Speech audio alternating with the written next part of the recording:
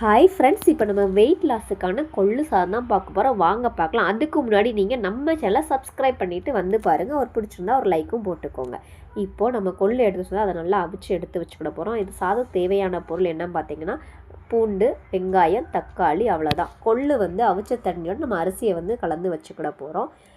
தாளிசம் ready பண்ணலாம். தாளிசத்துக்கு நம்ம எப்போவுமே கடுகு சேர்ப்போம். கடுகு சேர்க்காமல் சீரகம் சேர்த்துக்கலாம். காஞ்ச மிளகா, கருவேப்பிலை எப்பவும் போல் நீங்கள் சேர்த்துக்கோங்க. இப்போது அந்த கொள்ளை இதோட ஆட் பண்ணிக்கோங்க. வெங்காயமும் கூடவே இதோட நீங்கள் ஆட் பண்ணிக்கோங்க. அப்புறமா நம்ம கொள்ளு எடுத்து வச்சுருந்தோம் இல்லையா, அந்த தண்ணியையும் அரிசியையும் ஆட் பண்ணிக்கோங்க. இது எதையுமே வதக்கணும்னு அவசியம் இல்லை. எடுத்து வச்ச தக்காளி இதோட ஆட் பண்ணிக்கோங்க. பூண்டு பல் எடுத்துனா அதையும் இதோட ஆட் பண்ணிக்கோங்க. உப்பு தேவையான அளவு போட்டுக்கோங்க. மஞ்சள் உங்கள் அளவுக்கு ஏற்ற மாதிரி நீங்கள் போட்டுக்கலாம். இதுக்கப்புறமா நம்ம கொத்தமல்லி இலை கொஞ்சமாக தூவி விட்டுக்கோங்க. 2 பச்சை மிளகாய் இதோட உடச்சி போட்டுக்கோங்க. அவ்வளோதான். இது சூப்பராக ரெடி ஆயிடும். உடம்பு டக்குன்னு குறையதை நீங்கள்